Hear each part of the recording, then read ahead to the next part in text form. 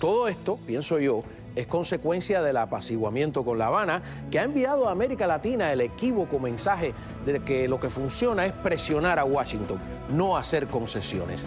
Esto mientras el Congreso analiza cómo fue que Irán, con la ayuda de Venezuela, aparentemente financió la campaña de Cristina Fernández en Argentina. Estamos hablando de política, porque en economía insisten con el modelo chino. Algunos aseguran que este modelo no es compatible con nuestra cultura. Pero eso mismo decían en Cuba del modelo soviético, que no era compatible con nuestro carácter rumbero y tropical. Y nuestros niños terminaron con la pañoleta roja al cuello, nuestros militares disfrazados de mariscales bolcheviques y nuestros rumberos tarareando la internacional.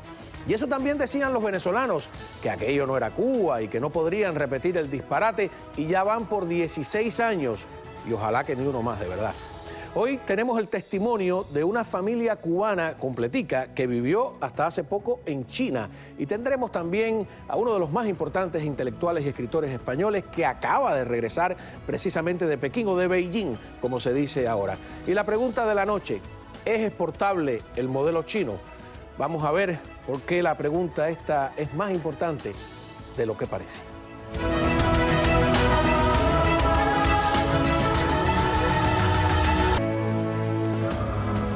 Muy bien, César Vidal, escritor e historiador, muchísimas gracias por regresar aquí a la mesa. Es un placer, es un placer. Un placer. Y te quiero presentar a Leonardo Anoseto, que también estuve aquí en nuestro programa anteriormente, pero que hoy viene a ampliar un poquito su experiencia de haber vivido en China con toda la familia, ¿no? Toda la familia. Estamos hablando de... Mi esposa, mis 2 hijos, el suegro un tiempo, y mis padres que estuvieron de visita, y un sobrino que fue a estudiar y todavía está allá.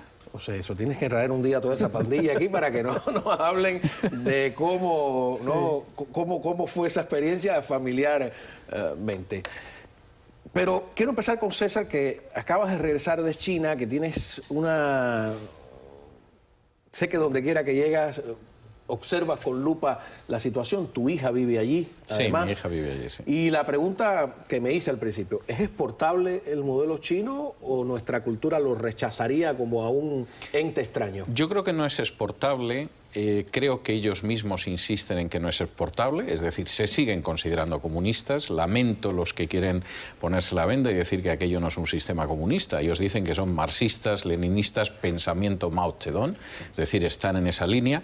Insisten en que el modelo es específicamente chino y no es exportable, pero eso no debería de tranquilizarnos del todo. Y no debería de tranquilizarnos, primero, porque China el año pasado ya superó en Producto Interior Bruto a los Estados Unidos, que era algo que pensábamos que sucedería para el 2040 y tantos, el 2050, y ha pasado en el 2014. Y segundo, porque China está haciendo en muchos aspectos, y digo esto no con alegría, las cosas bien donde Occidente las está haciendo bastante mal. ¿Por qué no con alegría? No con alegría porque es una dictadura. Es decir, si efectivamente China fuera una potencia democrática que cree en la libertad, pues evidentemente que en un momento determinado pudiera producirse una sucesión en la hegemonía de las democracias, como en un momento determinado Estados Unidos sucedió a Gran Bretaña, no tendría por qué ser ni traumático ni amenazante.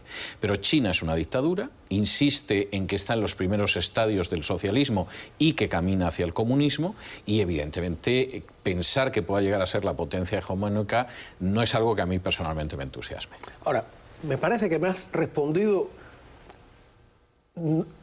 que no te parece aconsejable. No, que no desearía bajo que ningún no desearía, concepto. pero mi pregunta es, por ejemplo, si Cuba se propone hacer el modelo chino, ¿qué se lo va a impedir? Tú que eres cubano, ¿qué le impide establecer ahí un modelo donde hay una suerte de... A ver si termino la idea, disculpa para hacerme entender. Carlos Marx decía que la fase superior del capitalismo era el capitalismo monopolista de Estado, y ha resultado al revés, ha sido la fase superior del comunismo. Eso es un capitalismo monopolista de Estado, más o menos, ¿no? ¿Qué impediría en Cuba establecer algo así?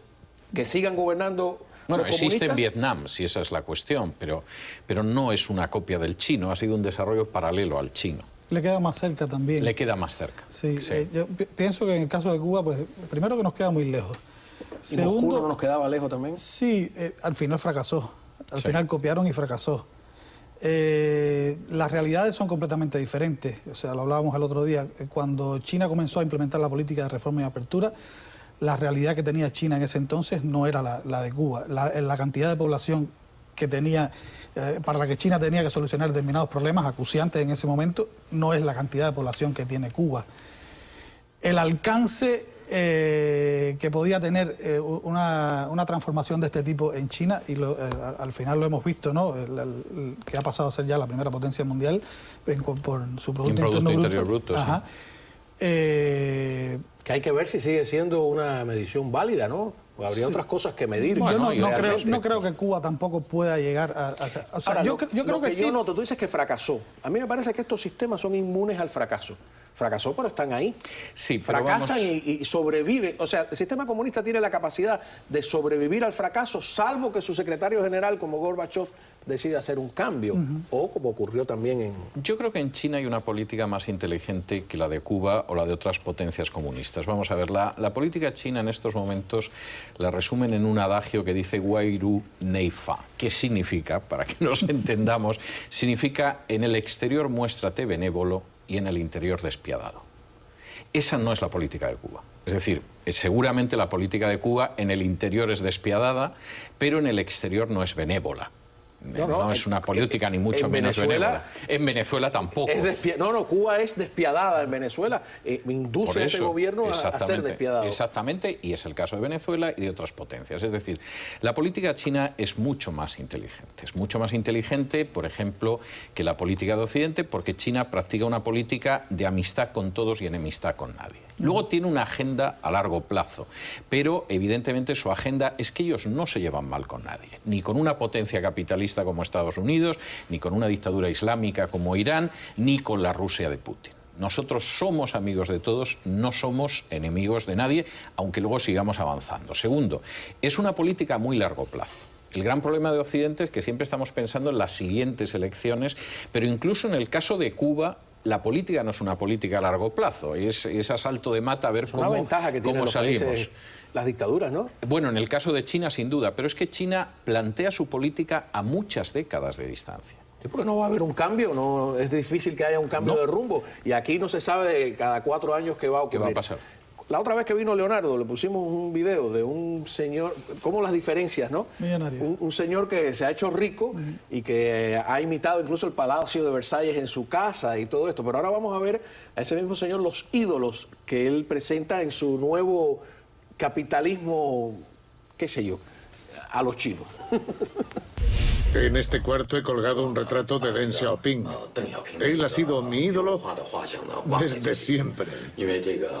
Su política de liberación económica ha posibilitado que los chinos podamos tener vidas prósperas y muy felices. Deng Xiaoping dijo al pueblo: dejad que algunas personas se enriquezcan primero.